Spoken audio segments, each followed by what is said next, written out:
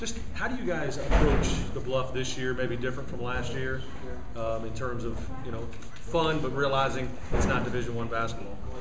Yeah, last year I was a freshman, so I was really excited. I thought it was, like you said, like a Division I game. So this year I know what I'm getting myself into. I played in it. I'm just going there real calm and just having fun and compete.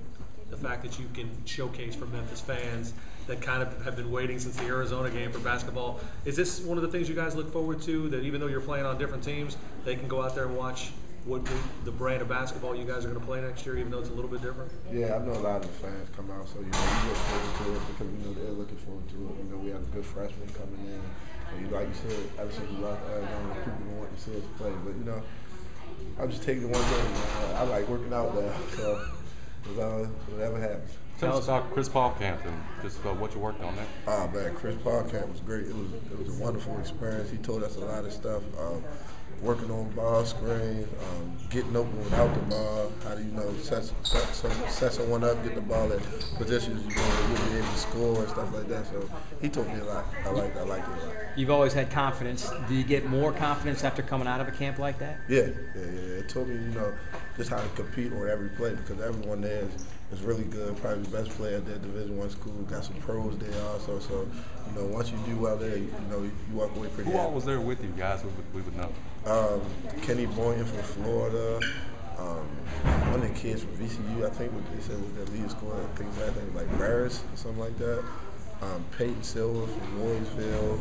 Seth Curry from Duke. Andre Dawkins from Duke. Harrison Barnes. Kendall Marshall.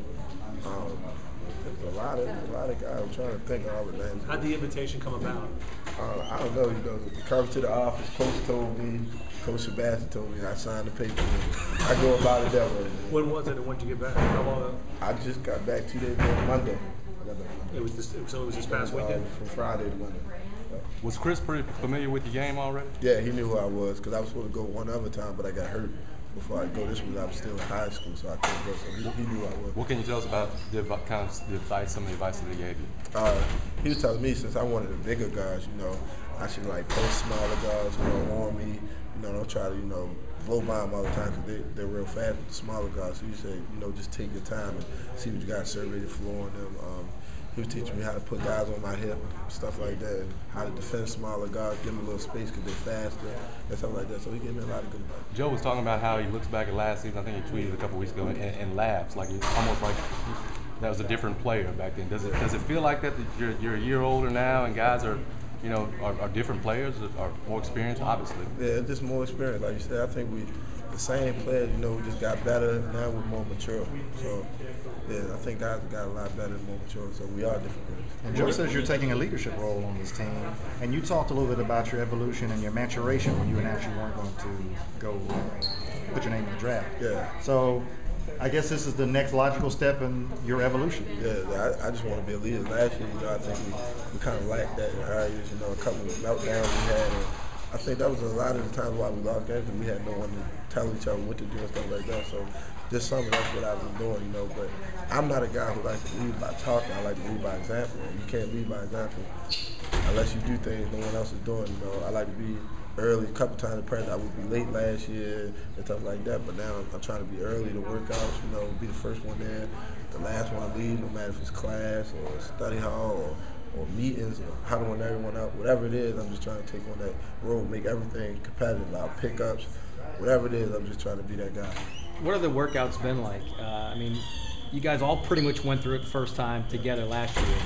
Has that helped the workouts this summer, make them more intense, more competitive, anything like that? Yeah, because everybody know what we've been through last year. No one wants to go through an up and down season no more. So when we're working out, if someone starts playing, we just tell each other, come on, this is about business, and we get back focused and stuff like that. So going through what we did last year definitely helps us in our workouts. What's Frank like?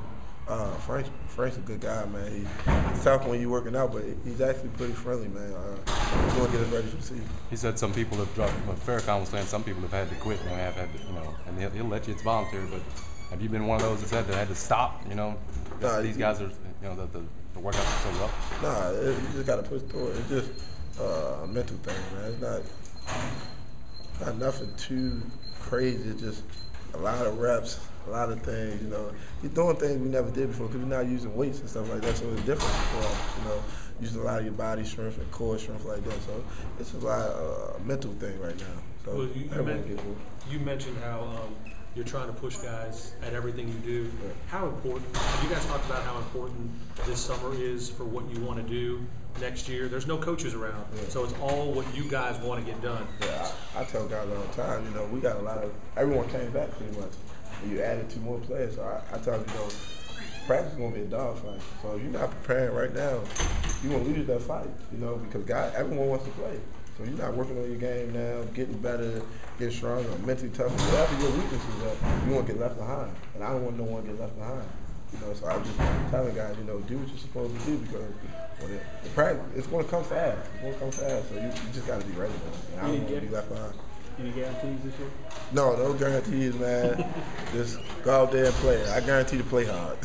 Josh said he wants a top 10 non-conference schedule. Do you guys welcome that, a stronger schedule, I guess, than last season? He said that's what hurt the seeding in the tournament. Yeah, I want to play everybody. Whoever it is, whoever the toughest teams are, I want to play them and compete. That's my new motto right now, just compete. I just want to compete against the best and see where I'm at and see where our team is. I want to play against the best teams, no matter who are they, where we're playing at. I just want to get out there and play against them. And Joe actually mentioned the word compete quite a bit. Is that something that you guys are talking about in this locker room, compete? I know me and Joe are. Me and him talk a lot. You know, that's probably like besides my brother, my best friend on the team, and me and him talk a lot. So I know me and him on the same page.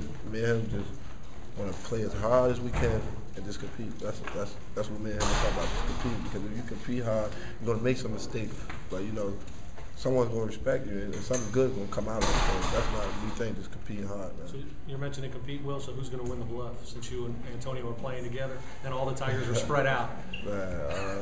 When I'm there, you know, I expect to win all my games. That's all I'm gonna say.